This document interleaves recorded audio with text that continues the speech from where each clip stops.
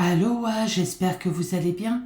On se retrouve aujourd'hui pour une vidéo spéciale. C'est la suite des disparitions, des mystères et du paranormal dans les parcs nationaux dans le monde.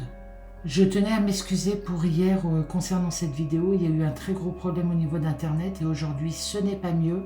J'ai un gros souci d'Internet, donc malheureusement j'ai été obligée de faire cette vidéo en podcast.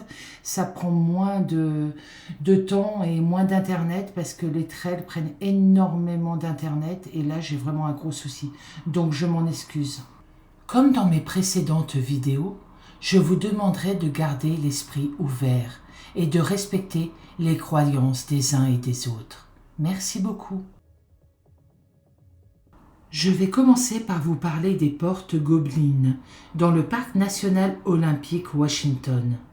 Les puissants courants de la rivière Elwha font rage à travers les affleurements rocheux déchiquetés et plongent dans l'embouchure du canyon Rika, dans la partie nord du parc national olympique.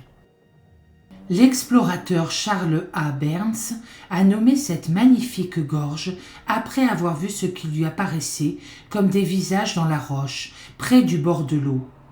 Il écrivit dans son journal que le rocher semblait avoir des expressions torturées et un caractère sombre et mystérieux, et que tout l'étirement ressemblait à la gorge d'un monstre. Peut-être qu'une force surnaturelle contrôle la zone. Bien que les gens aient tenté de franchir les portes à 2 reprises, le premier pont a été emporté et le second s'est décomposé et a été enlevé. Désormais, les visiteurs peuvent se rendre dans la région à pied et admirer la bouche tourbillonnante du gobelin. Il y a la France que vous connaissez, avec ses monuments incontournables, ses paysages à couper le souffle et ses magnifiques villages. Mais derrière ces lieux se cachent des choses étranges, angoissantes et inquiétantes. Qui pourrait imaginer que certains de nos plus beaux parcs, paysages et monuments historiques ont été frappés de terribles malédictions? Dragons, loups-garous, sorcières, fantômes et même vampires, ils pouvaient s'en prendre à des êtres innocents. Dans le Périgord, les bateliers qui naviguaient sur la Dordogne craignaient de croiser la route d'une bête dangereuse, capable d'avoir provoqué bien des accidents. Ces naufrages étaient attribués à un monstre surnommé le coulobre, voulant dire serpent en occitan. Les créatures redoutables peuplent aussi nos forêts. À Amonges, dans le Jura, c'est un loup-garou qui a terrorisé la population pendant plusieurs mois, au XVIe siècle. En Bourgogne, un village porte le nom de Malin. Au XIIIe siècle, une sorcière aurait jeté un sort et étrangement depuis Malin est le théâtre de tragédies à répétition. Nous allons découvrir cette France trouble et méconnue qui nous plonge dans un monde d'horreur, d'épouvante et de mystère, parfois inexpliqués, des créatures étranges. Dans le Jura, près du village d'Amanges, la forêt de la Serre dégage une certaine sérénité. Pourtant, au XVIe siècle, ce décor de rêve a sombré dans la tragédie. En 1572, dans la région d'Amanges, on découvre dans les bois 3 enfants qui ont été tués. Tous les corps ont été retrouvés mutilés. Certaines parties ont été même mangées. Qui a pu s'en prendre à des enfants et s'acharner sur eux avec autant de barbarie? Un animal féroce? Un tueur sanguinaire? Un être démoniaque? Il va y avoir un amalgame entre ces enfants qui ont été tués et la possibilité que ça soit quelqu'un qui soit lié au diable, qui les ait tués. La population est terrorisée, surtout que certains enfants ont raconté avoir échappé de justesse à une créature monstrueuse. Ils disent qu'ils ont été agressés par un loup, avec des mains d'homme ou avec un visage d'homme. Ces enfants pensent vraiment avoir été agressés par un homme-loup. Les habitants imaginent, car à l'époque cette croyance était forte, qu'il s'agit d'un loup-garou. C'est-à-dire une personne qui est capable le temps de la nuit de se transformer en loup-garou et de devenir une bête immonde, féroce et assoiffée de sang et de chair fraîche. c'est un cas exceptionnel. 5 siècles plus tard à Hamange, la créature diabolique fait encore parler d'elle. La forêt de la Serre, un patrimoine naturel de plus de 4000 hectares. Cette forêt, un monde chargé de mystères. C'est un lieu magique qui fascine et qui fait peur. C'est là où vivent toutes les créatures magiques ou terrifiantes. Pour éviter les mauvaises rencontres, chacun évite de pénétrer dans ce lieu redouté. Une crainte qui va se transformer un jour de 1572. Dans la forêt de la Serre, qui va devenir le théâtre d'un drame atroce. 3 adolescents, âgés de 8 à 14 ans, ne sont pas rentrés au village depuis plusieurs jours. À Hamange, la panique et l'inquiétude rongent la population. Après une interminable attente, l'impensable va se produire. Le village va basculer dans l'horreur. Les corps sont retrouvés mutilés. Les habitants découvrent une scène de crime abominable qui dépasse l'entendement. Ces enfants que l'on retrouve, ils sont vraiment abîmés, c'est-à-dire qu'ils ont été dévorés. C'est une vision d'horreur. Une créature menaçante rôderait donc dans la forêt de la Serre. La population est sous le choc et cherche une explication. Cela pourrait être la faute d'un loup. Mais sur la scène de crime, il y a quelque chose qui est extrêmement intéressant pour les enquêteurs. C'est que ces enfants ont été retrouvés dénudés. Un loup ne pourrait pas déshabiller des enfants. Pour les habitants, le problème c'est qu'un homme, quant à lui, n'aurait pas fait ça. Il n'aurait pas dévoré les corps de ses enfants. Cela va interpeller les enquêteurs et la population. Et personne ne se doutera que cela peut être le crime d'un être humain. Tant que c'est horrible. Quel genre de chose diabolique a pu faire de tels actes sur des enfants qui représentent l'innocence? La population envisage les pires scénarios. Est-ce l'œuvre d'un démon, à moins qu'une malédiction se soit abattue sur le village? La réaction des habitants. Qu'est-ce qu'on a fait de mal pour mériter ça? Quel est notre péché? Mais ce qui affole le plus les villageois, c'est le témoignage de 2 enfants. 2 rescapés. Ils disent avoir échappé aux griffes d'une bête fantastique. Un loup avec des mains d'homme ou un visage d'homme. Une créature mi-homme, mi-loup, autrement dit un loup-garou. Dans l'Antiquité, le loup-garou c'est quelqu'un qui va puiser la force du loup et qui va revenir au bout de 13 ans dans sa tribu et qui va avoir la sagesse du loup. Au XIVe siècle, il y a une légende en quoi un homme aurait été ensorcelé, qui serait devenu fou, qu'il errerait dans la forêt et qu'il commencerait à attaquer des humains, en les dévorant. Sorcellerie, diable, des mots qui glacent le sang, des populations. Au XVIe siècle, la chasse aux sorcières bat son plein. Sous l'Égypte de l'Église, les procès se multiplient. Une façon de terrifier les foules, pour mieux les soumettre. Les macabres découvertes dans la forêt de la Serre ne font que renforcer la peur générale. Les villageois veulent trouver le coupable absolument. Pourtant, l'enquête va être bâclée. Au sein même du village de la communauté villageoise, tout le monde se connaissait. Cela paraissait impensable d'imaginer que l'un d'entre eux ait pu faire ça, donc il fallait chercher ailleurs. Une bête particulière, style bête du Gévaudan, que personne n'avait entendu parler. Il resterait plus qu'une personne potentielle, Gilles Garnier. Qui est donc Gilles Garnier, que tout le monde accuse? Depuis plusieurs semaines, il est au centre de toutes les conversations, car il n'est pas de la région. Il est originaire de Lyon. C'est un Lyonnais qui a décidé de quitter sa région suite à quelques affaires mystérieuses, problématiques pour lui. Cet étranger venu en famille intrigue d'autant plus qu'il ne s'est pas installé dans le village, mais dans un ermitage abandonné. Datant du XIVe siècle, l'ermitage Saint-Bonneau. L'ermitage étant vide, il décide de s'y installer avec sa femme et ses enfants. Commence une nouvelle vie pour lui, en plein milieu de la forêt. Mais à Hamange, depuis son arrivée, on s'interroge. Qui est-il Que vient-il faire? Un inconnu qui arrive peu de temps après le drame, effroyable. Les conclusions sont vite tirées. La population a vu dans cet étranger un coupable idéal. Pour la population, Gilles Garnier serait un homme le jour et un loup-garou la nuit. Qu'importe le manque de preuves, la population a trouvé son coupable. Et elle veut sa vie. Les autorités soulagent la peine des villageois en prenant une décision exceptionnelle. Le Parlement de Dole va autoriser les villageois et les paysans à s'armer. Ce qui était interdit. Les villageois envahissent la forêt de la Selle. Ils marchent avec haine et vengeance. Nul ne sait comment cette traque va se terminer.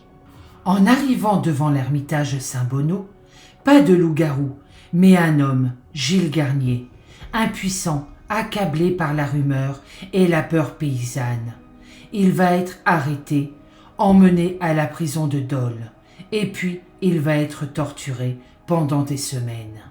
Il clamera son innocence tout au long des tortures qu'il subira.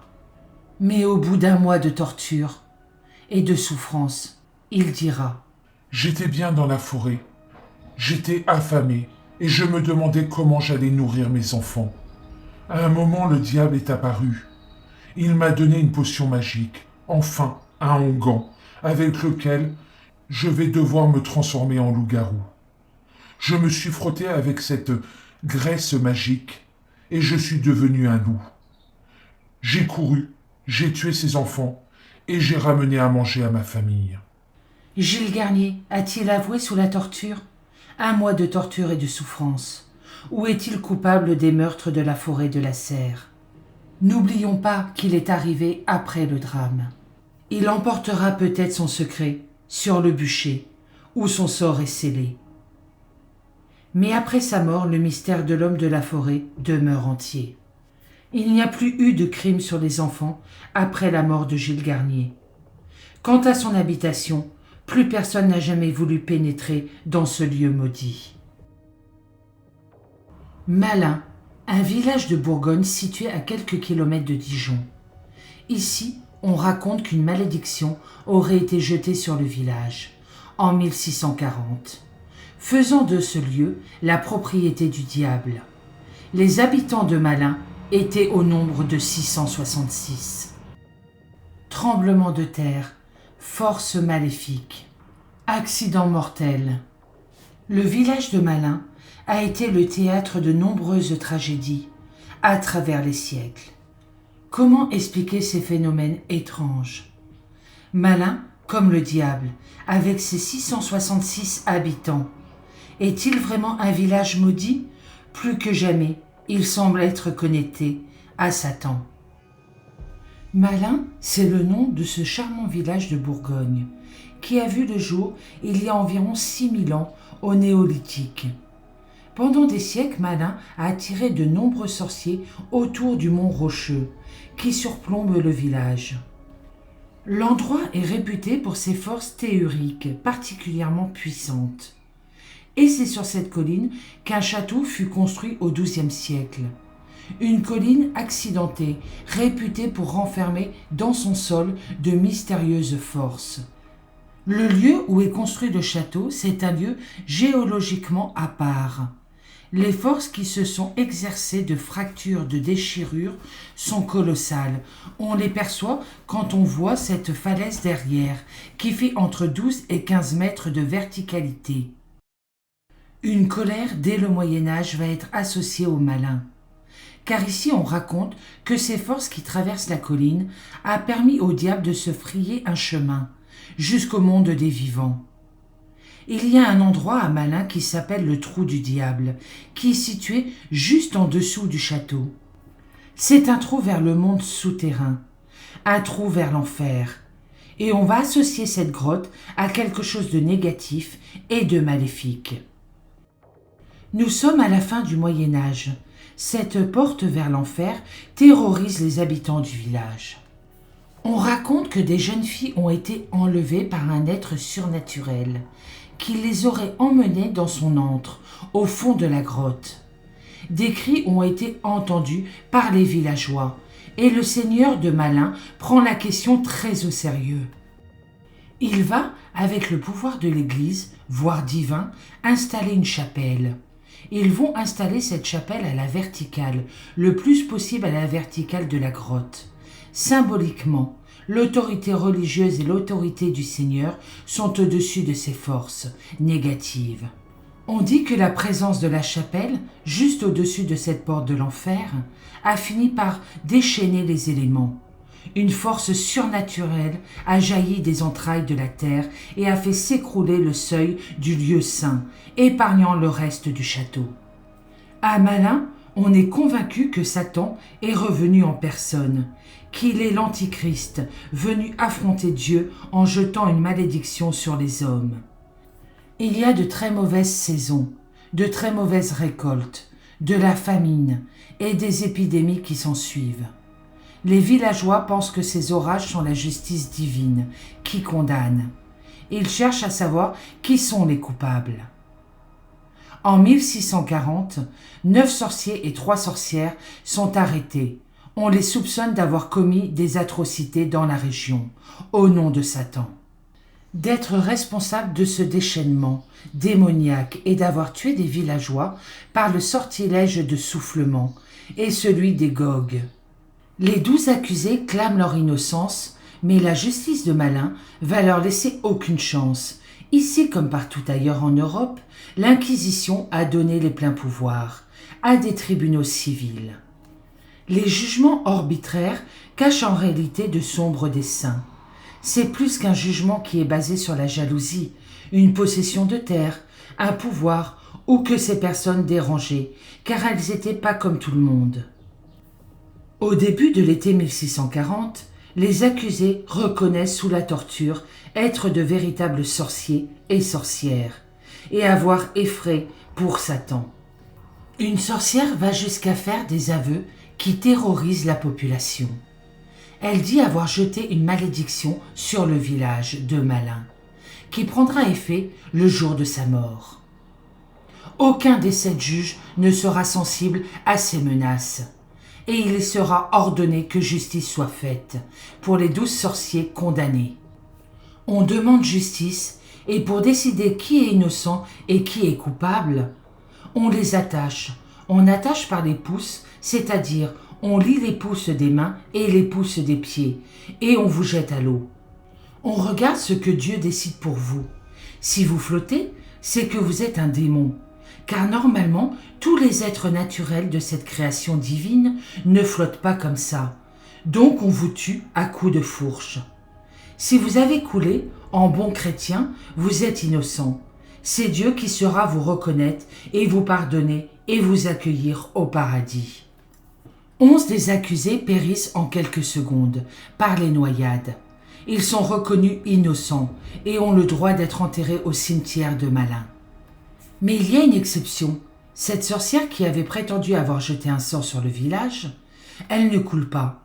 Alors on l'achève à coups de fourche.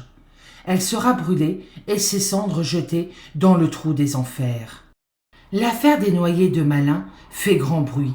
Et à la fin de l'été 1640, les 7 juges tortionnaires sont convoqués à Paris, où on leur réserve à leur tour un triste sort. Va refuser la condamnation faite aux sorciers, et on va au contraire accuser de justice expéditive les tortionnaires du procès. Eux vont être condamnés à leur tour. Les 7 juges sont pendus en place publique à Dijon, à la fin de l'année 1640.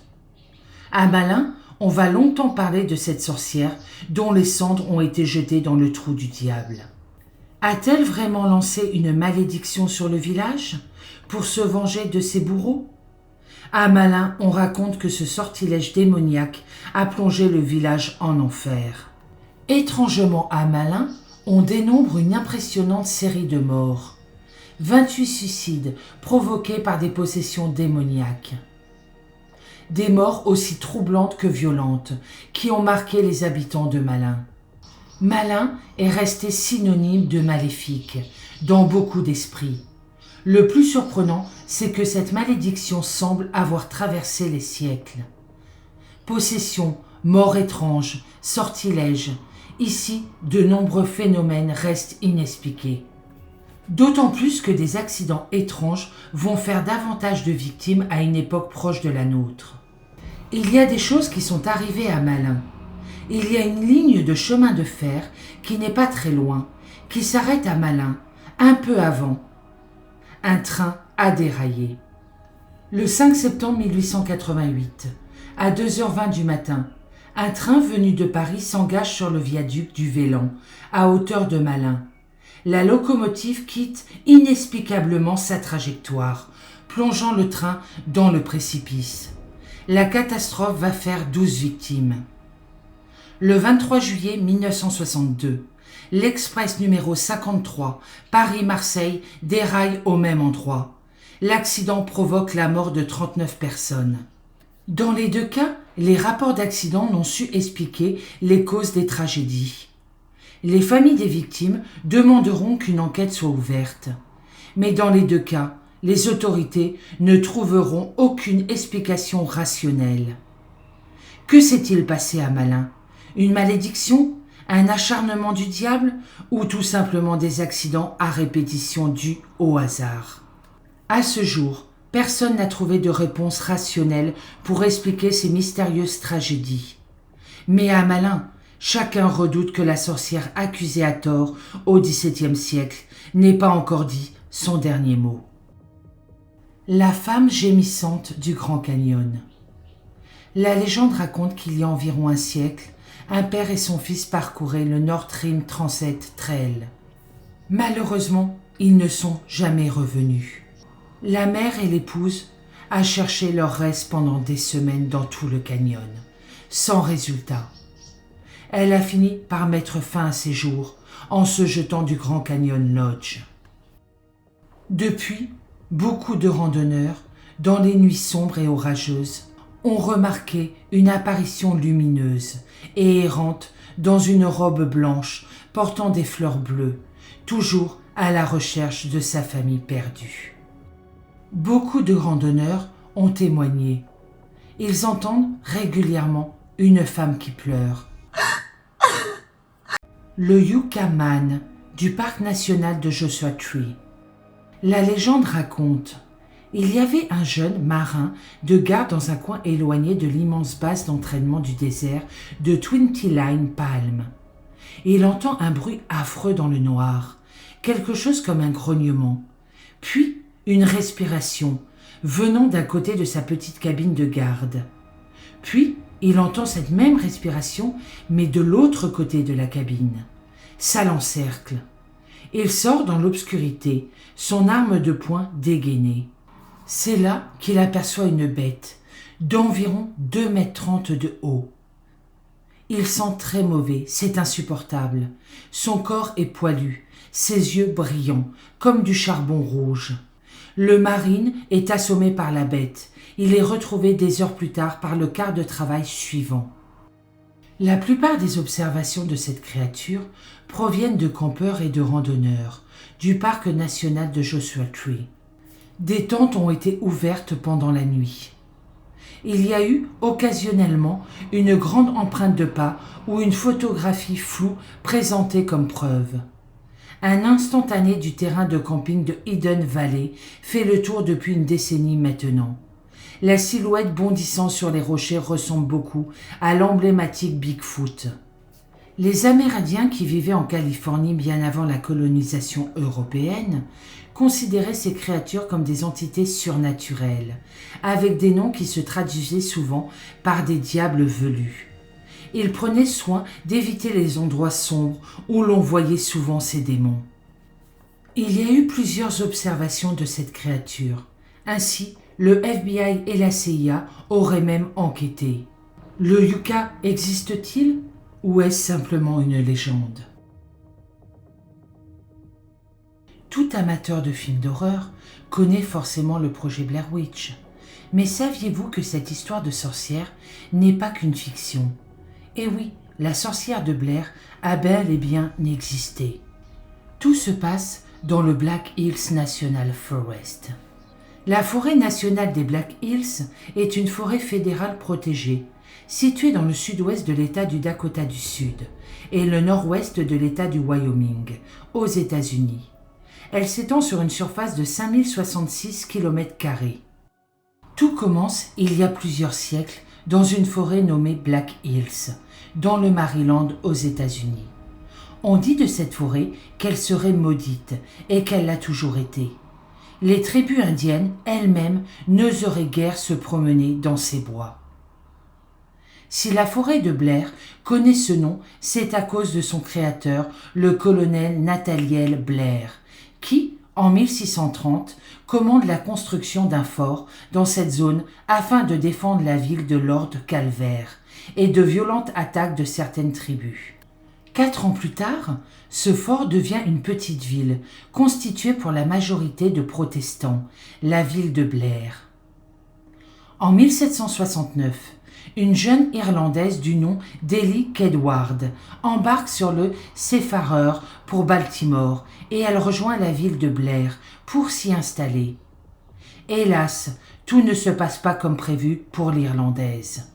En 1784, des enfants l'accusent de sorcellerie et prétendent qu'elle les aurait attirés jusque chez elle pour boire leur sang.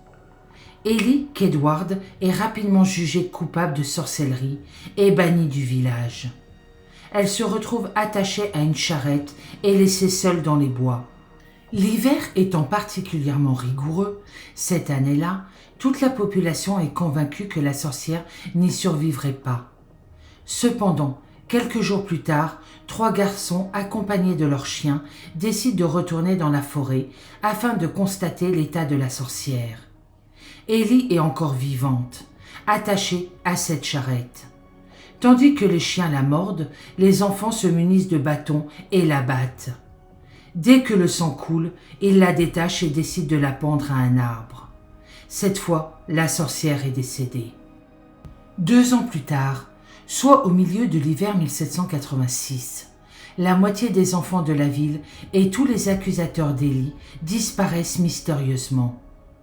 Croyant à une malédiction de la part de la sorcière, tous les habitants de la petite ville de Blair quittent la ville et jurent de ne plus jamais prononcer son nom.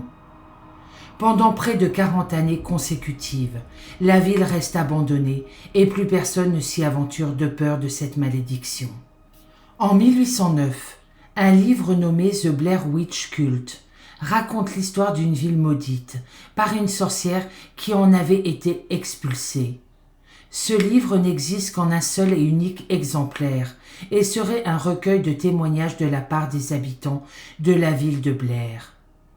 Parmi ces pages, on raconte qu'Ellie Kedward ne se limitait pas à la forêt, mais qu'elle s'aventurait aussi dans la ville afin d'agresser et de tuer ses citoyens. Il est également dit que la sorcière contrôlait les animaux de la forêt et que même les arbres répondaient à ses appels.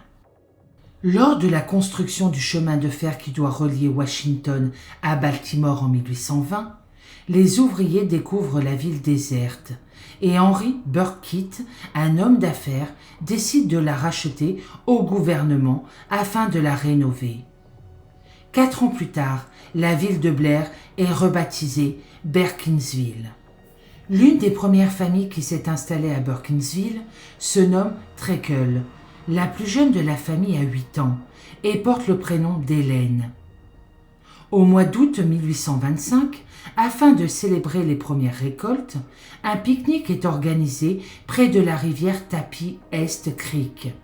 Et Hélène s'éloigne de la petite fête pour se baigner dans la rivière. Soudain, une main blanche surgit de l'eau et agrippe l'enfant pour l'entraîner dans le fond de l'eau, et ce, devant une douzaine de témoins. La rivière n'est pas profonde, mais malgré cela, le corps d'Hélène n'a jamais été retrouvé. 15 jours plus tard, on retrouve de petits amas de branches reliés entre elles par de la ficelle et flottant à la surface de l'eau, étrangement huileuse.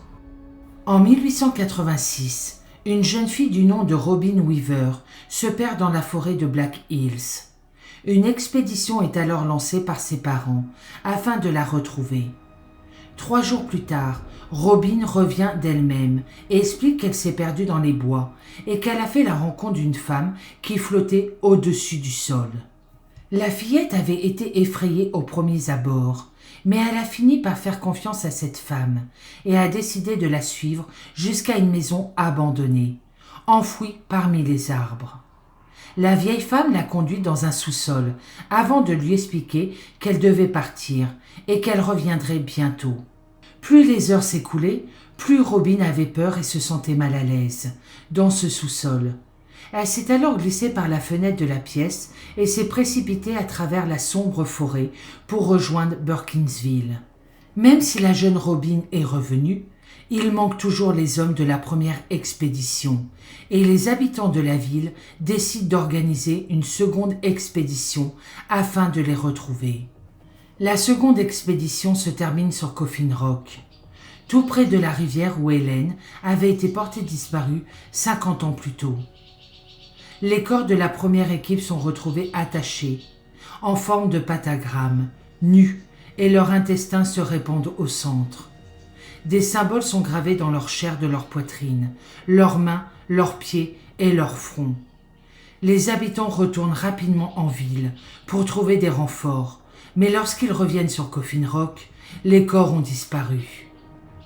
Néanmoins, l'on peut toujours apercevoir des traces de sang et des cordes sur les roches et sentir l'odeur de la mort. Les corps n'ont jamais été retrouvés. Entre novembre 1940 et mai 1941, 8 enfants disparaissent tout aussi mystérieusement sans laisser de traces. 1 an plus tard, un homme nommé Rustin Parr, vivant seul dans la forêt des Black Hills et ne venant que 2 fois par an en ville pour acheter des provisions, avoue avoir assassiné 7 des 8 enfants.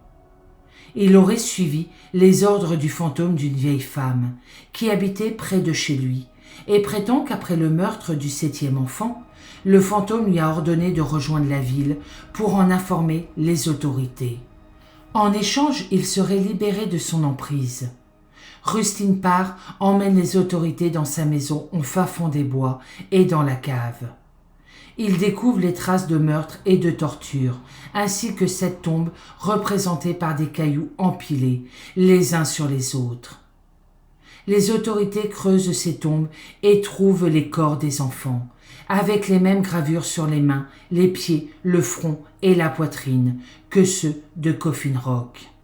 Certains corps sont en état de décomposition avancée, tandis que d'autres semblent intacts. Le 8e enfant, Kyle Brody, est retrouvé en vie, se tenant debout dans un coin du sous-sol, complètement traumatisé. Il est le premier enfant à avoir été enlevé et il connaît tous les autres enfants, ce qui amène les autorités à se demander si Kyle Brody n'est pas un complice.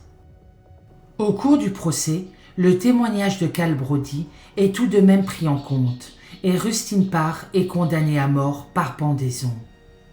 Quant à sa maison, elle est brûlée. Quelques années plus tard, Kyle Brody développe un comportement criminel et est envoyé au Maryland State Institute for the Criminally Insane de Baltimore et met fin à ses jours en 1971 en se taillant les veines à l'aide d'une cuillère dans sa cellule. Ce qui est d'autant plus étrange, c'est le documentaire tourné en 1969 sur les conditions de plusieurs établissements psychiatriques. Lors d'une séquence de ce film, on pouvait voir Kyle Brody dans sa cellule et répétant ces 2 mots « Never given », jamais donné. Rustin Parr a dit la même chose la nuit précédant sa pendaison. Un autre plan montrait Kyle en train d'écrire des symboles sur un morceau de papier. Après une analyse, on a découvert qu'il écrivait en transitus, fluvi, un langage ancien et utilisé uniquement par de rares adeptes de sorcellerie. Que l'on y croit ou non, la légende de la sorcière de Blair se répand depuis de nombreuses années. Le Trailside Killer, David Carpenter. David Joseph Carpenter, également connu sous le nom de Trace-Side Killer, a passé les années de 1979 à 1981 à s'attaquer aux randonneurs et aux promeneurs dans la nature, dans et autour des espaces extérieurs du nord de la Californie.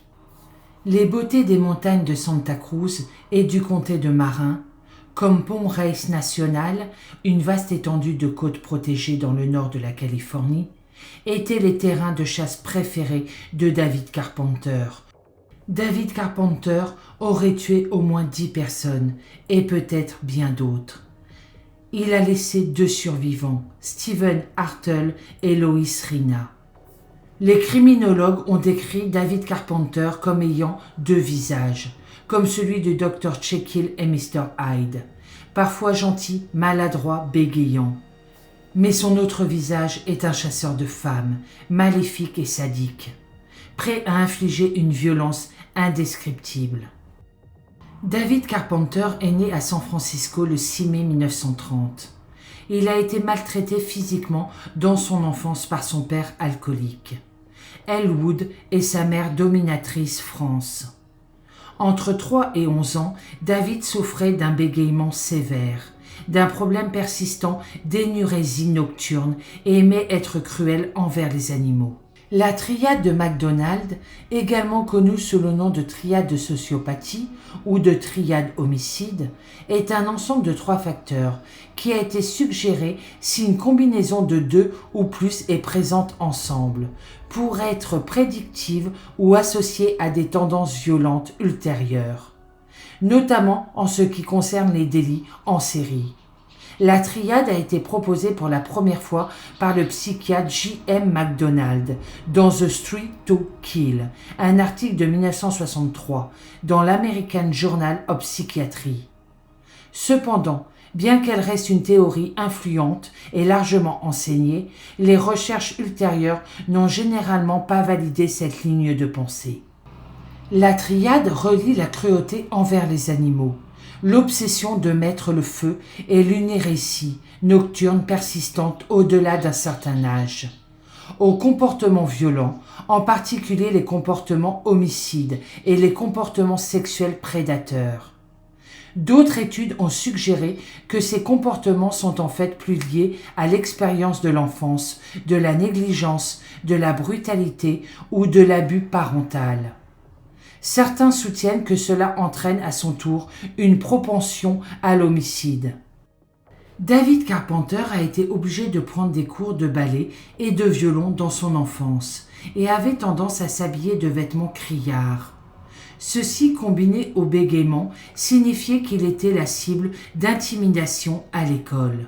À 14 ans, David a été condamné à l'hôpital d'État de Napa en Californie pour des délits sexuels non divulgués. 3 ans plus tard, il a été condamné à la Californian Youth Authority après avoir été surpris en train d'agresser ses cousins âgés alors de 3 et 8 ans.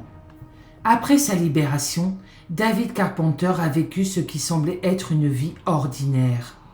En 1955, l'homme de 25 ans a épousé Helen Ethel, 19 ans.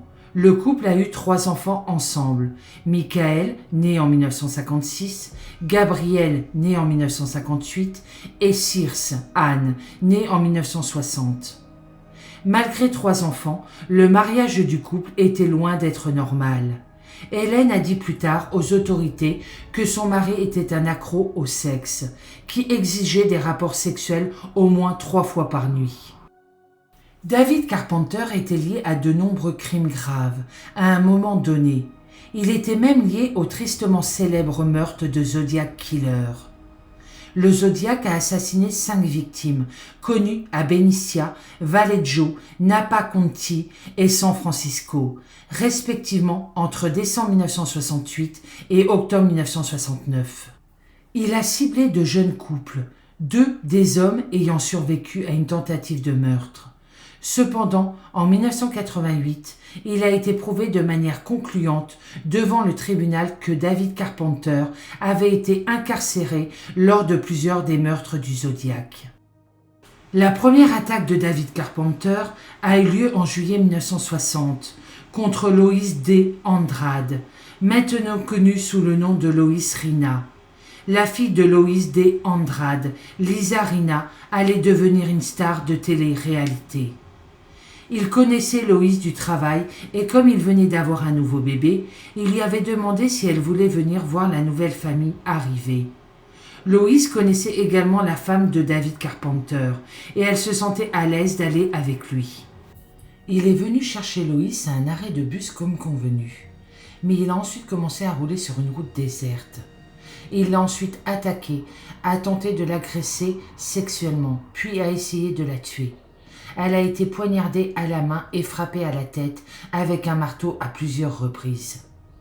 Heureusement, un policier militaire, Wayne X, les avait vus conduire sur la route et il savait que personne n'était censé être là. Et il les a suivis.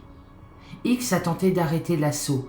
Carpenter lui a tiré dessus et X a riposté, le frappant à l'estomac et à la jambe. Pour cette agression, David Carpenter a été condamné à 14 ans dans une prison fédérale.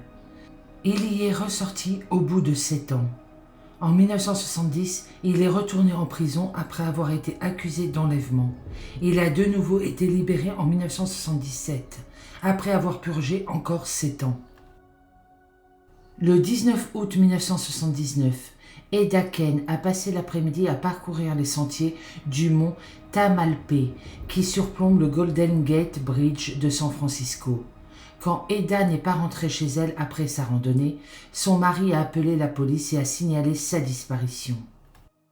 La police a mobilisé plusieurs officiers et unités K9 et la première recherche d'Eda s'est avérée sans aucun indice sur l'endroit où se trouvait Eda. La deuxième fouille a commencé le lendemain à l'aube et le corps nu d'Eda a été découvert à genoux. Son assassin s'était tenu derrière elle et lui avait tiré une balle dans la tête. Les enquêteurs ont également découvert que le tueur avait fouillé dans son sac à main et volé ses cartes de crédit et une paire de lunettes de soleil. Pourtant, elle n'avait pas été agressée sexuellement. Le 21 octobre 1979, les longs cris d'agonie de Marie-France Bennett pouvaient être entendus par les golfeurs à proximité. Malheureusement, ils les ont ignorés. Elle a été mutilée et poignardée 25 fois, après avoir été attaquée alors qu'elle faisait du jogging, puis enterrée dans une tombe peu profonde, sous une couche de terre et de branches. Elle a été retrouvée, son corps encore chaud, par un groupe de randonneurs suite à une traînée de sang près du palais de la Légion d'honneur à Land Head. Un officier de police a déclaré qu'elle avait été massacrée. Elle n'avait que 23 ans lorsqu'elle a été assassinée. Marie a grandi à Deer Lodge, dans le Montana, et a récemment déménagé à San Francisco, après avoir obtenu son diplôme d'une école de comptabilité du Montana. Elle était stagiaire dans un cabinet comptable de Post Street. David Carpenter a toujours été suspecté, mais la police n'a jamais été en mesure d'avoir assez de preuves contre lui pour le crime commis dans les années 1980, après son arrestation. En 2012, l'inspecteur Joe Toomey de l'unité des affaires froides a déclaré que les techniciens du laboratoire du crime avaient récupéré des preuves ADN non spécifiées. Ils ont appris en janvier 2012 que cela correspondait à un échantillon d'ADN de David Carpenter dans une base de données d'État. La famille a toujours supposé que David Carpenter était responsable sur la base de ce que la police leur avait dit à l'époque. Barbara Schwartz, 23 ans, était en randonnée avec son chien en mars 1980, lorsque David Carpenter a sauté de derrière un arbre et l'a attaqué. Une femme témoin qui faisait du jogging ce jour-là a vu l'homme attaquer Barbara par derrière avec un couteau. Au moment où le témoin oculaire est revenu avec des policiers, elle était décédée et le tueur était introuvable. Grâce aux témoins oculaires, les détectives des homicides avaient maintenant une description générale du tueur. Le témoin l'a décrit comme mince et âgé d'environ 25 ans. Aucun de ces éléments ne s'est avéré exact.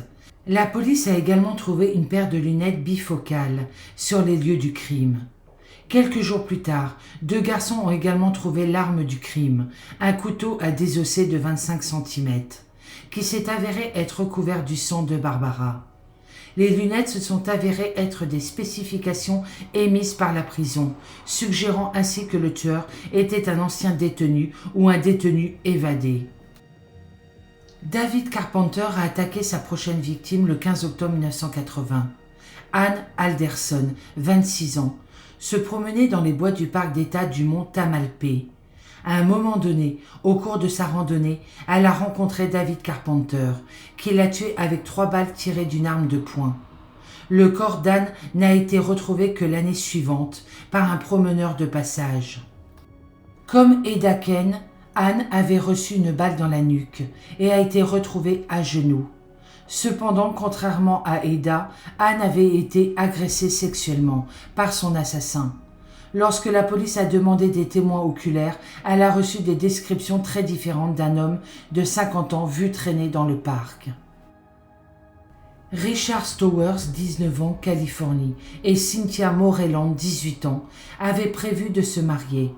Cependant, le couple a disparu à la mi-octobre 1980, après être parti pour une randonnée au parc national de Pont Reyes. Leurs corps ont été découverts lors de la recherche de Diane O'Connell et Shona May en novembre 1980. Au moment de leur mort, Richard était en poste à la garde côtière américaine, à la base d'entraînement de la garde côtière de Turok.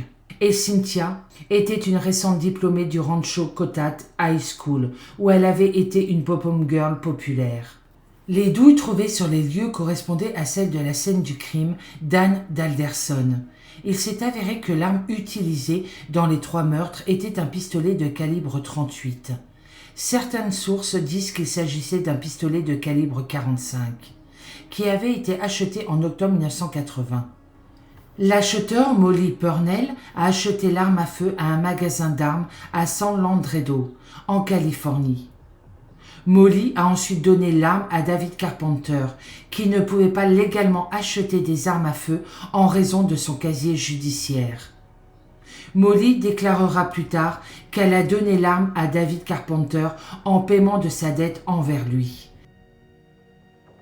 Le 28 novembre 1980, David Carpenter a agressé sexuellement et assassiné Diane O'Connell, 22 ans, ainsi que Shona May, 25 ans.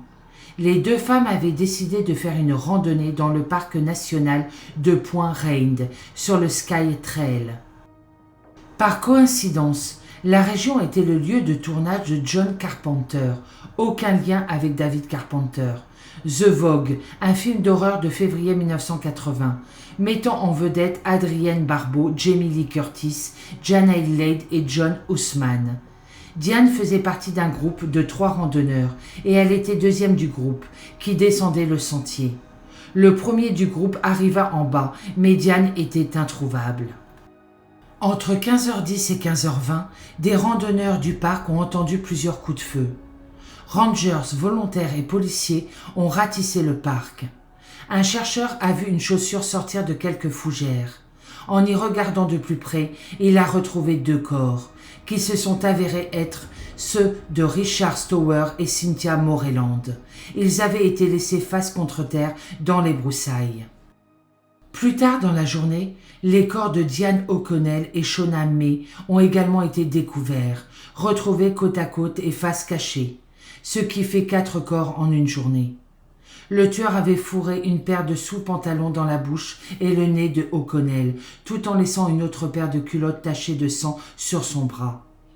Un examen médico-légal a prouvé que Diane avait été étranglée avec un petit morceau de fil ou de corde alors qu'elle était encore en vie. Elle et Shona avaient toutes 2 reçu une balle dans la tête. Le corps de May présentait des marques de ligature sur ses poignets.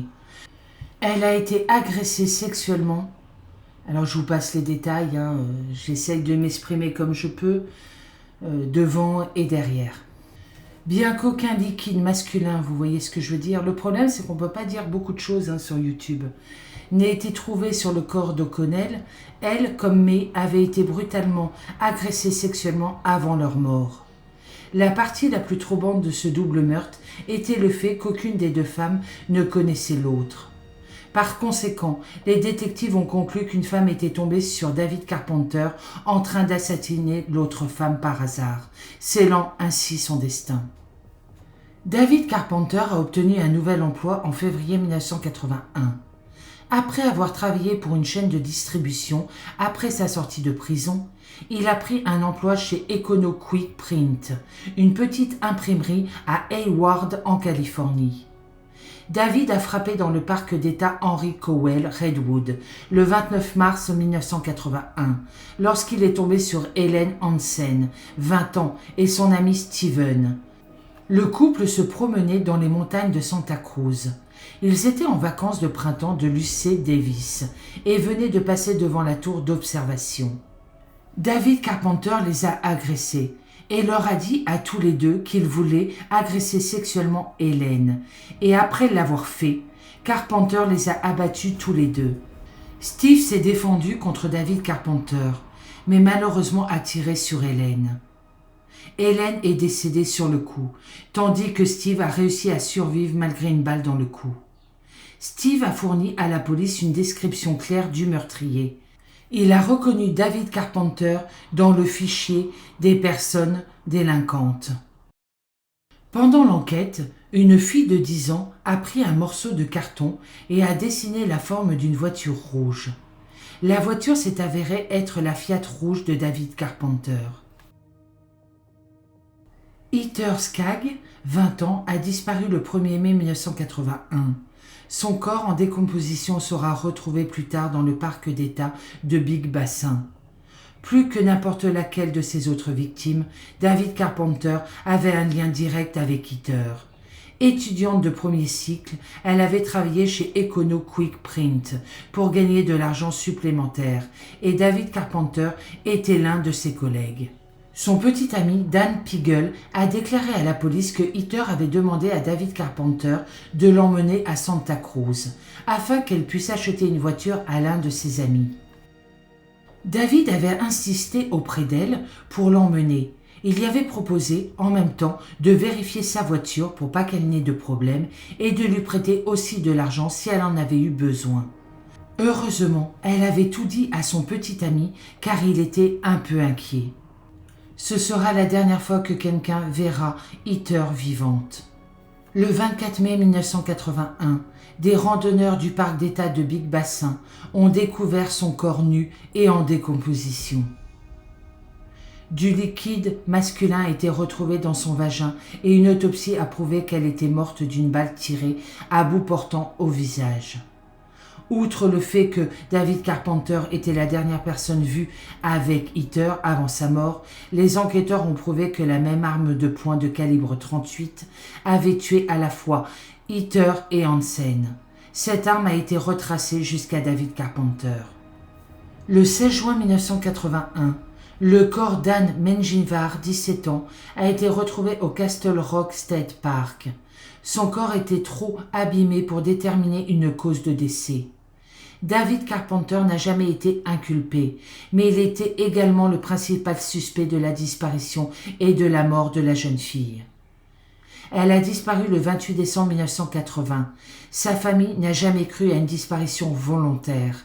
Et cela a été confirmé lorsque des randonneurs du parc d'État de Castle Rock ont retrouvé les restes squelettiques de Anne. David Carpenter était connu pour fréquenter le Continental Saving & Loan, où Anne travaillait comme caissière à temps partiel. Finalement, après le charpentier maladroit et sans charme ait été vu en train de discuter avec Anne, l'un des clients de la banque a averti la direction à son sujet. Cela s'est produit quelques jours avant sa disparition. Carol Longlin, 19 ans, travaillait à la boutique de cadeaux Curry Village, dans le parc national de Yosemite. En septembre 1979, elle a mystérieusement disparu et ses restes ont été retrouvés au pied d'un tunnel, près de Cookie Cliff, quelques mois plus tard. Le corps a été découvert par 2 hommes descendant le mur de Castaneda, près de Big Oak Flat Road, le 28 avril 1980. David Carpenter travaillait à l'époque pour une entreprise qui fournissait des articles pour la boutique de cadeaux dans laquelle Carol travaillait. La preuve que David Carpenter était impliqué dans le meurtre n'a jamais été prouvée. L'arrestation et le procès de David Carpenter. David Carpenter a été inculpé de 5 chefs de meurtre, d'agression sexuelle et de tentative d'agression sexuelle le 31 juillet 1981. En raison de toute la publicité que les meurtres ont reçue dans le comté de Santa Cruz, le procès de David Carpenter a été déplacé dans le comté de Los Angeles. Il a été reconnu coupable de 5 chefs de meurtre au premier degré dans la mort de Richard Stower, Cynthia Moreland, Shona May, Diane O'Connell et Ann Alderson. David Carpenter a également été reconnu coupable d'avoir agressé sexuellement 2 des femmes et d'avoir tenté d'en agresser une 3e. Il a été condamné à mort dans la chambre à gaz le 16 novembre 1984. Il reste dans le couloir de la mort de San Quentin. Suite à sa condamnation pour les meurtres du comté de Marin, David Carpenter a été jugé, puis condamné par un jury de Santa Cruz pour les meurtres de 2 autres femmes, Helen Hansen et Heather Scabb.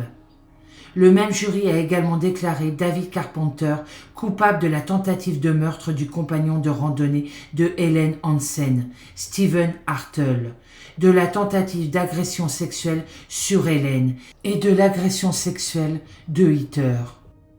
En 1995, les condamnations de Santa Cruz ont été annulées en raison de l'inconduite d'un juré. La Cour suprême de Californie les a ensuite rétablies. David Carpenter était également le principal suspect au-delà des 5 meurtres dont il a été accusé. 2 de ces condamnations seront plus tard annulées en raison de l'inconduite d'un juré. Bien qu'il n'ait jamais été condamné, les preuves contre David Carpenter dans les meurtres d'Eda Kane et de Barbara Schartz sont très solides. En décembre 2009, la police de San Francisco a réexaminé les preuves du meurtre du 21 octobre 1979 de Mary-France Bennett, qui faisait du jogging à Land End lorsqu'elle a été attaquée et poignardée à mort. Un échantillon d'ADN obtenu à partir des preuves a été mis en correspondance avec David Carpenter dans les dossiers du ministère de la Justice de l'État. En février 2010, la police a confirmé la correspondance avec un échantillon récemment obtenu de David Carpenter. Résumé des victimes du Trailside Killer. Richard Stower, 19 ans. David Carpenter a été condamné. Cynthia Moreland, 18 ans. David Carpenter a été condamné. Shona May, 25 ans. David Carpenter a été condamné. Diane O'Connell, 22 ans. David Carpenter a été condamné. Ann Alderson, 26 ans. David Carpenter a été condamné. Helen Marie Hansen, 20 ans. N'a pas été condamnée. Heather Scabb, 20 ans.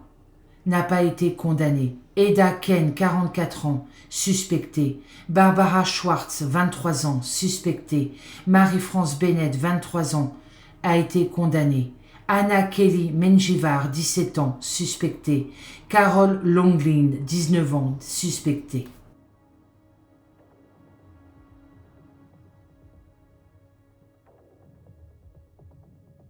Fern Lovett Byrne, 62 ans, a disparu du Park City, Utah. Elle s'est inscrite au début du sentier Prairie Creek, au nord-ouest de Conshoom, dans l'Idaho, le lundi 19 octobre 2020 vers 13h. Puis, elle a disparu. Les autorités ont été informées de sa disparition le 22 octobre.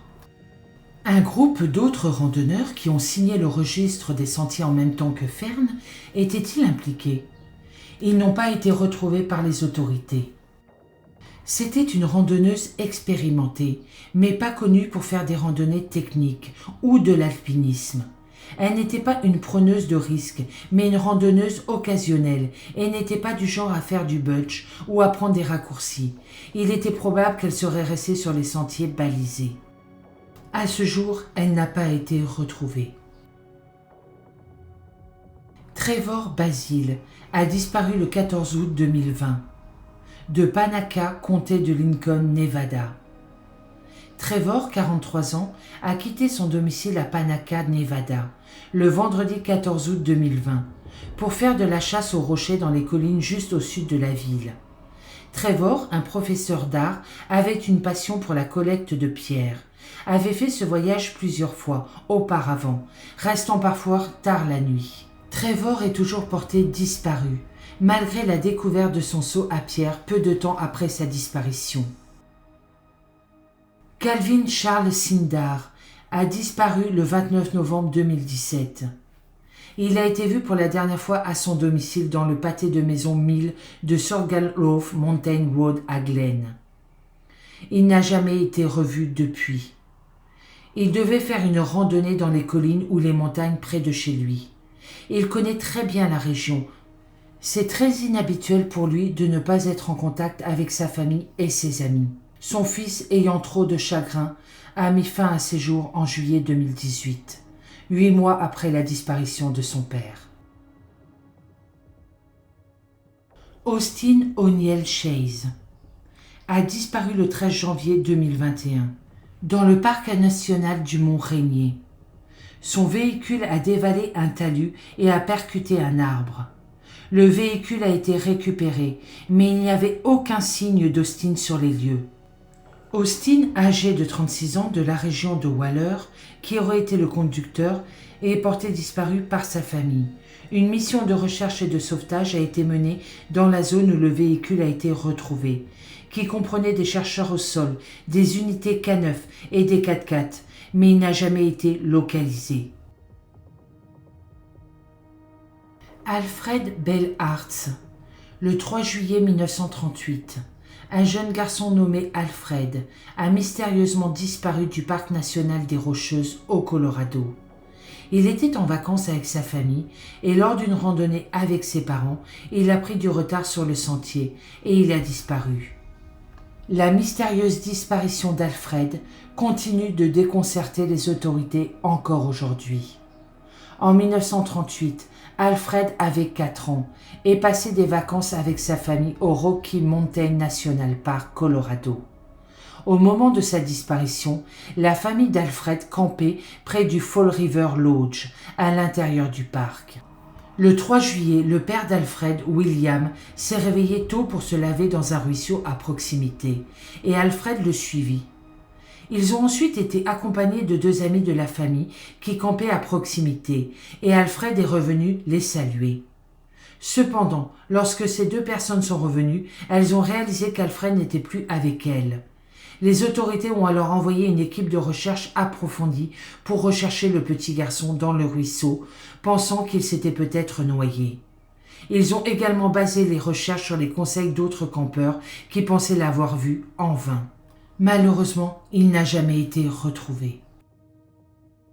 Rachel Lacoduc. En 2019, une femme nommée Rachel a disparu lors d'une randonnée dans le parc national des North Cascades à Washington.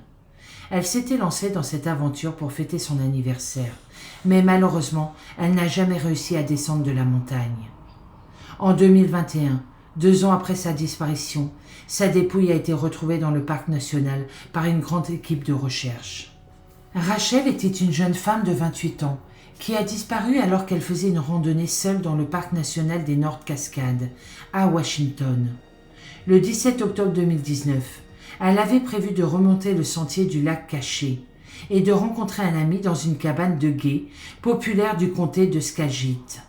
Cependant, elle ne s'est pas présentée à la cabine et sa famille a signalé sa disparition. Les semaines suivantes, les responsables du parc ont envoyé des équipes de recherche pour la retrouver. La recherche a été entravée par des fortes chutes de neige. Et au moment où ils ont atteint la cabine de gué, il n'y avait aucune trace de Rachel. 2 ans plus tard, en 2021, son corps a finalement été retrouvé dans le parc par un groupe privé de recherche et de sauvetage, ce qui a permis à sa famille de pouvoir faire son deuil. On pense que Rachel s'est peut-être retrouvée coincée dans le mauvais temps et n'a pas pu quitter les montagnes. Kieran Burke. Le 5 avril 2000, un touriste irlandais du nom de Kieran a fait une randonnée d'une journée dans le parc national de Yosemite. Un jour plus tard, lorsqu'il n'a pas été de nouveau dans son logement, le personnel du parc a informé les autorités qu'il était probablement porté disparu. Bientôt, une équipe de recherche s'est mise à sa recherche avec l'aide de son frère, mais n'ont jamais rien retrouvé. Selon sa famille, il était un randonneur expérimenté et avait décidé de faire une randonnée d'une journée le jour de sa disparition. Cependant, sa disparition n'a été remarquée que le lendemain, lorsque les responsables du parc ont réalisé qu'il n'avait pas encore quitté son logement. Pendant des semaines après la disparition de Burke, des équipes de recherche et de sauvetage ont ratissé la zone à sa recherche. Même son frère, Lorcan Burke, s'est rendu à San Francisco pour chercher son frère, mais sans succès. Les autorités ont alors rapidement demandé l'aide du public, citant que le parc national de Yosemite a des centaines de sentiers qui le traversent et qu'il serait impossible de les parcourir par eux-mêmes. À ce jour, personne n'a fourni de détails sur la disparition de Burke. Il est toujours porté disparu. Dans l'arrière-pays niçois, la vengeance est à l'origine d'une mystérieuse légende. Rocaz-Parviera est devenu village fantôme, dans de bien étranges circonstances. Tremblements de terre, épidémies et bien d'autres phénomènes dramatiques s'abattent sur le village. C'est justement cette accumulation de choses inexpliquées qui rend si étrange ce village suspendu, comme si le sort s'était acharné au cours des siècles. Pour s'y rendre, il faut emprunter la vallée du Var, à partir de Nice, puis rejoindre les eaux vives de la Vésubie, avant même d'entamer l'ultime ascension qui mène à Rocaz-Parviera. La paroi abrupte du sceau des Français impose sa funeste histoire. C'était un sceau où les barbets et nichoirs faisaient sauter leurs prisonniers dans la Vésubie, 200 mètres plus bas. C'était le moyen de s'en débarrasser. Ils auraient fait bien pire encore. La légende dit qu'en guise de dernier repas, ils forçaient les prisonniers à manger le cœur de leur officier. Il y avait une forme d'anthropophagie que l'on retrouve à quelques degrés celle de la légende de la reine Jeanne. Dans ces histoires tragiques, on arrive toujours à un contexte d'anthropologique et quand même troublant. Cette barbarie aurait été inspirée par une sournoise malédiction, tapie dans les brumes du hameau fantôme. Ces ruines se dressent, résistent au temps, comme si elles étaient encore habitées. Mais par qui ou par quoi? Les randonneurs ou visiteurs visitent ces ruines, ils ont tous la même impression, comme s'il y avait une présence dans ces ruines. Avant la malédiction, ce village profite de sa position dominante sur le col de Saint-Michel. Le dédale des ruines laisse entrevoir ce qui était la vie au XIVe siècle. Un village prospère qui d'un seul coup disparaît totalement. Le funeste destin du village est indissociable du drame que va vivre une souveraine de la tête de la Provence. Rien ne prédestinait la reine Jeanne de Noble aux terribles événements qui vont suivre son arrivée au village. La reine Jeanne est une reine qui est faite de douleur et de passion. Elle était réputée pour avoir une volonté farouche, pour sa bonté. Elle était très aimée, mais malheureusement, elle sera associée à quelque chose de terrible. Le destin de Jeanne va alors basculer. La reine Jeanne arrive au village, investit le château, car elle est poursuivie par sa belle famille, qui la soupçonne d'avoir assassiné son mari. Elle arrive avec ses 2 enfants, également avec un prêtre, puis ses gardes, et elle s'installe dans le village. Mais en cette veille de Noël, le curé ne peut faire son office à la chapelle du château. La reine ira donc à la messe de minuit, à Cororaz, un village en contrebas de la montagne. En chemin, des cris de corbeaux semblent délivrer un prophétique message. Elle entend une phrase prémonitoire, une phrase terrible et prémonitoire pour la Regina. Reviendra de la messe, trouvera Tala Messa. C'est-à-dire, quand elle reviendra de l'église, elle trouvera la table mise. La table est mise, oui, mais de bien cruelles manières. Arrivée là-haut, elle a trouvé donc ses enfants servis au menu du souper de Noël. Le précepteur avait été, disons, saoulé. Il était ivre-mort. La nourrice avait été assassinée aussi. Ivre de rage, la reine quitte le château avec une seule idée en tête, détruire tout ce qui peut lui rappeler ce Noël cauchemardesque. Elle jette alors un sort qui s'abattra sur le village des siècles durant. Lorsqu'elle quitte, disons, son château après le drame qu'elle a vécu, le lendemain matin, elle dit « Roche rouge de sang, roche maligne sur ton site, sur ta cible. Un jour viendra où ne chantera plus ni leur poule ni leur coq. » Dès cet instant, l'histoire du village sera marquée par de nombreux épisodes, aussi tragiques que dévastateurs. Peu de temps après que la reine Jeanne soit passée, un vol de sauterelles venu d'Afrique a anéanti la totalité des cultures. 2 siècles plus tard, alors que la malédiction semble s'être éloignée, la peste anéantit la moitié de la population en frappant en 4 reprises, en moins de 50 ans. Et ce n'est pas tout. La terre qui tremble, des séismes à répétition, des morts suspectes, 5 tremblements de terre qui ont été terribles, au point que les gens découragés ont commencé à quitter le village. Les tremblements de terre successifs ont tari les sources au point que le village est finalement déserté. La malédiction de la reine Jeanne en est-elle pour autant la seule cause ? La légende a l'avantage d'expliquer une sorte d'envoûtement qui fait de ce secteur, de ce village, un endroit où la vie n'existe plus. Si la vie a disparu dans ce village, le mystère reste entier. La malédiction a pris place dans ce village et semble s'accrocher aux vestiges des constructions d'antan.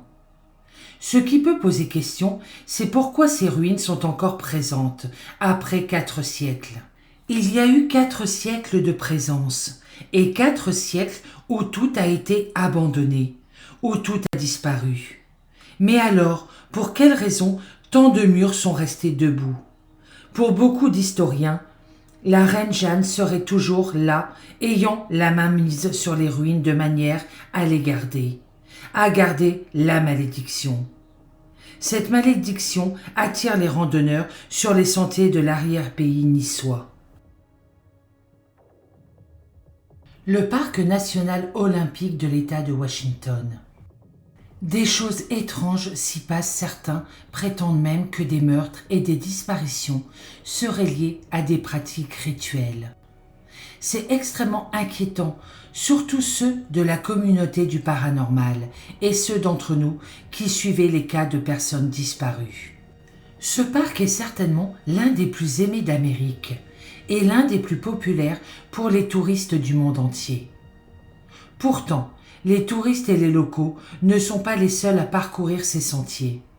Il y a des rumeurs bien connues, selon lesquelles la plupart, sinon tous les parcs nationaux, seraient hantés dans une certaine mesure par des fantômes et des esprits de toutes sortes.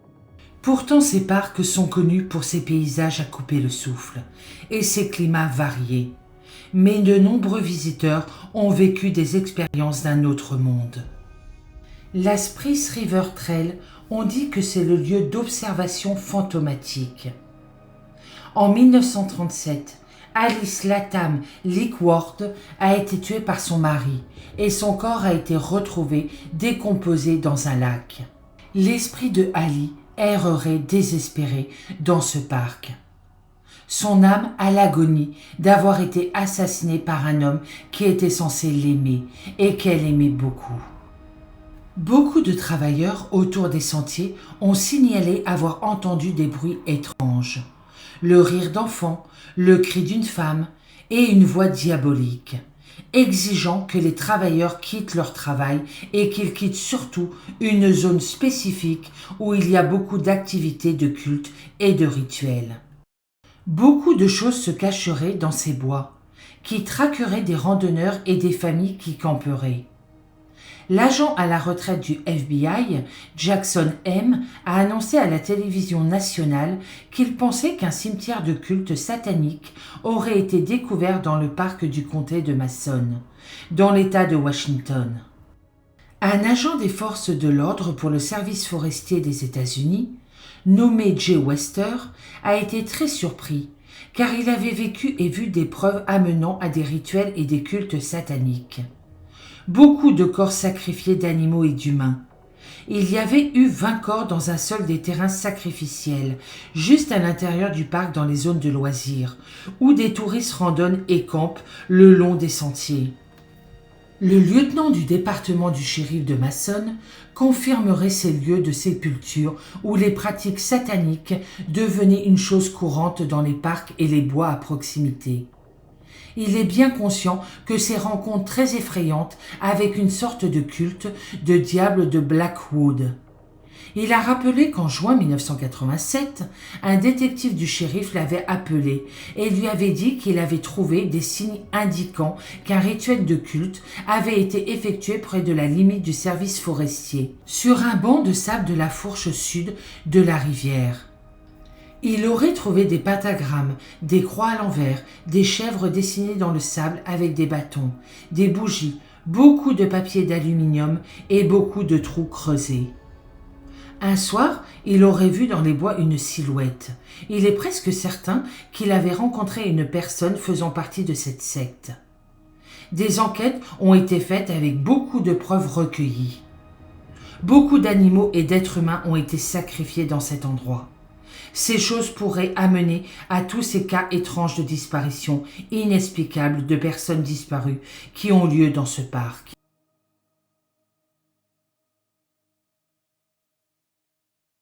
Duane Mills a été vu pour la dernière fois le 19 octobre 2021, au début du sentier de Grave Creek. Duane, 78 ans, de Beaver, Washington, a été vu pour la dernière fois le 19 octobre, au début du sentier Grave Creek, selon le parc national. Des amis ont dit au parc national qu'ils avaient prévu de faire une randonnée hors piste, au sud du terrain de camping de Grave Creek, et de sortir près du corral de Grave Creek. La famille de Duane a signalé sa disparition le 23 octobre. Son véhicule a été retrouvé garé au terrain de camping de Grave Creek. Plus de 2000 heures de recherche, en utilisant des équipes de chiens et des avions qui ont fouillé les couloirs fluviaux. À ce jour, Duane est toujours porté disparu. Kim Combo et Mark O'Neill ont disparu le 12 septembre 2021. Ils ont disparu au lac Shoshone du parc national de Yellowstone. Mark O'Neill, 67 ans, de Chimakum, Washington, et son demi-frère Kim Combo, 74 ans, d'Ogden, Utah, ont été signalés en retard par un membre de leur famille le dimanche 19 septembre, après une randonnée de 4 nuits dans l'arrière-pays au lac Shoshone. Le dimanche 19 septembre, les équipes de recherche ont localisé un camping vacant, avec du matériel sur la rive sud du lac, ainsi qu'un canot, une pagaie, un VFI et d'autres effets personnels. Les équipes de recherche ont localisé le corps de Mark O'Neill le long de la rive et dans la matinée du lundi 20 septembre. Les efforts de recherche et de sauvetage se poursuivent avec 10 membres d'équipage à pied dans la région pour retrouver Kim Combo. Le navire et l'équipage interagence du parc national du Grand Teton participent également aux opérations de recherche. Kim et Mark sont tous les deux des retraités du National Park Service et Mark est un ancien Navy SEAL. À ce jour, Kim est toujours porté disparu.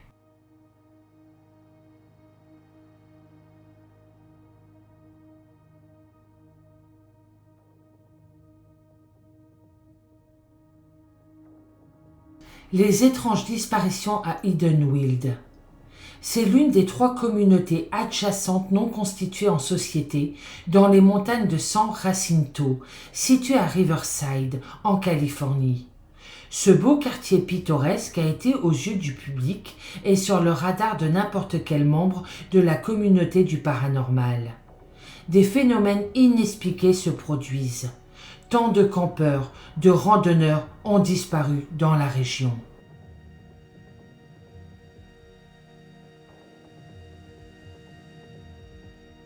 Louise Artieda, 53 ans, a été vue pour la dernière fois vers le 27 juin 2021.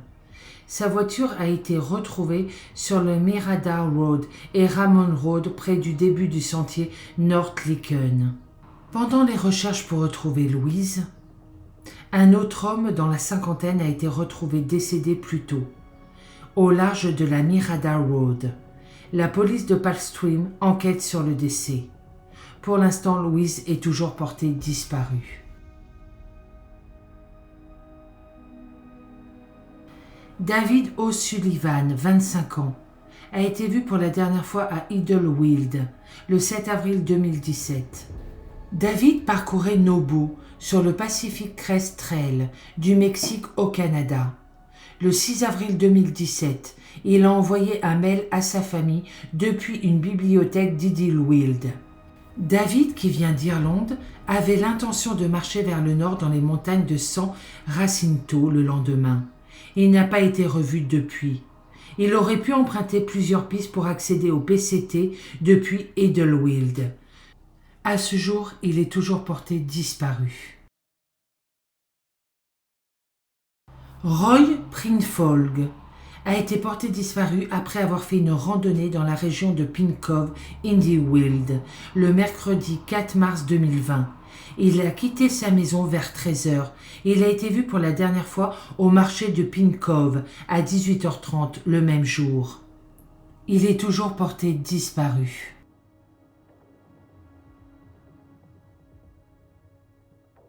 La disparition de Melissa Lane. Melissa a été vue pour la dernière fois le 15 juin 2020. Comme déclara sa mère, elle a prié pour les autres familles et pour sa fille. Elle pense qu'il se passe quelque chose de sinistre là-bas. Il y a trop de disparitions. Elle a été vue pour la dernière fois sur le sentier de Black Mountain Trail. Malheureusement, elle est toujours portée disparue. Lydia Dia Abrams, 65 ans. Elle a disparu le 6 juin 2020. Elle a été vue pour la dernière fois par son petit ami, Kate Harper, dans son ranch à Apple Canyon, entre Mountain Center et Garnet Valley.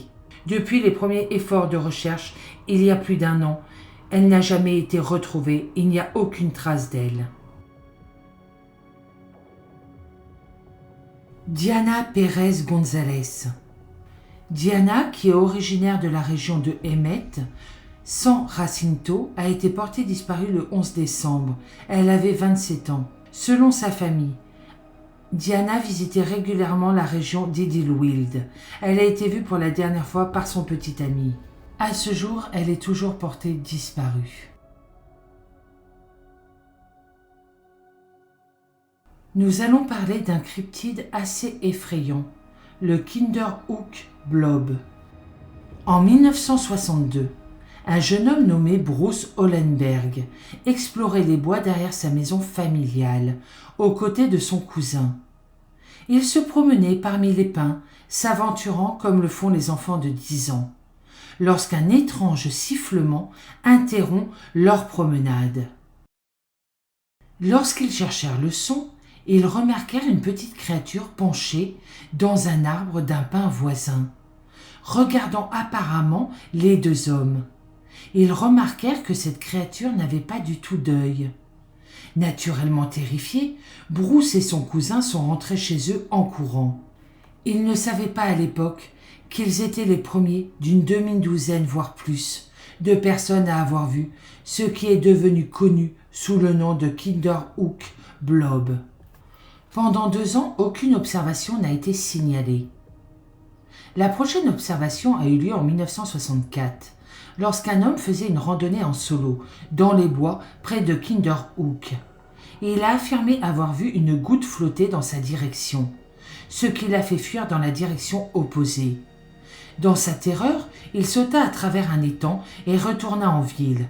Il a raconté la rencontre à un ami et, sans surprise, son ami n'a pas cru à l'histoire.